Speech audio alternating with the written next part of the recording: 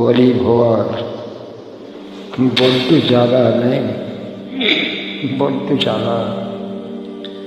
যখন বন্যা আসে ওই গরিবের সম্বল তখন এক টুকরো গাছের গুঁড়ি, যখন ঝড় আসে তখন মাথা ঢাকতে থাকে এক টুকরো ছেঁড়া ত্রিপল।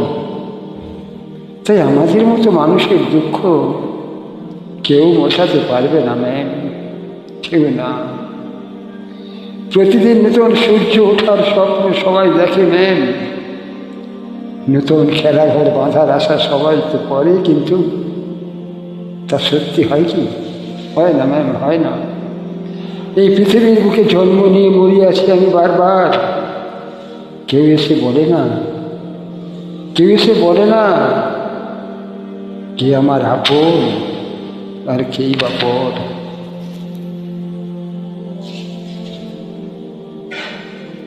বাঁচার আশায় ঘুরে ফিরে পৃথিবীর প্রান্ত থেকে ও প্রান্ত, যদি কোনোদিন খুঁজে পাই আশায় থাকিব, যদি কোনোদিন খুঁজে পাই ভালোবাসার এক টুকরো খালি স্থল, অপেক্ষা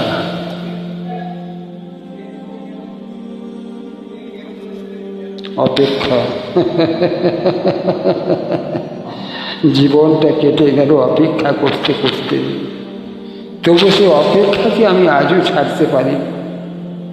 অপেক্ষা, হ্যাঁ ম্যাম, আমি সেই অপেক্ষার কথাই বলছি, যে অপেক্ষা শেখায় মানুষের লোভ, লালসা, ক্রোধ, হিংসা, অহংকার, স্বার্থপরতাকে দূরে সরিয়ে রেখে এক টুকরো ভালোবাসার রক্তিম ছোঁয়ায় হৃদয় ভরিয়ে দেবে কোমল পরশে।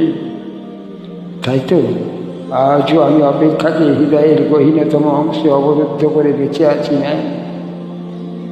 পুরাণ কি বলে জানেন না? অপেক্ষা নাকি ভালোবাসার শুদ্ধতম প্রকাশ। জানি না, হয়তো হবে। ভালোবাসতে তো সবাই পারে না, কিন্তু সেই ভালোবাসার জন্য কজন পারে অপেক্ষা করতে?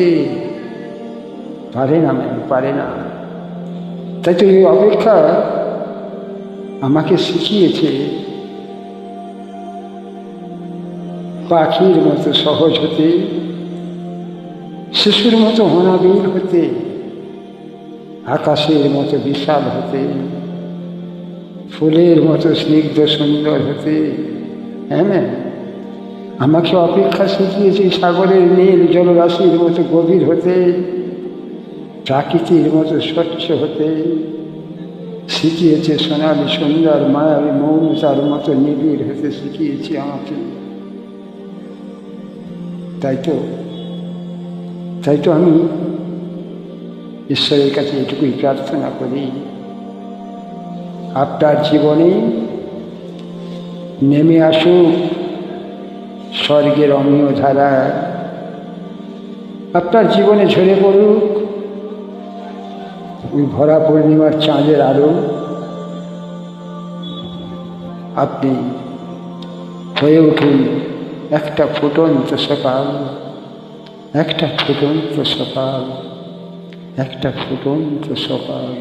হ্যাঁ ম্যাম, আপনি হবেন একটা ফুটন্ত সকাল।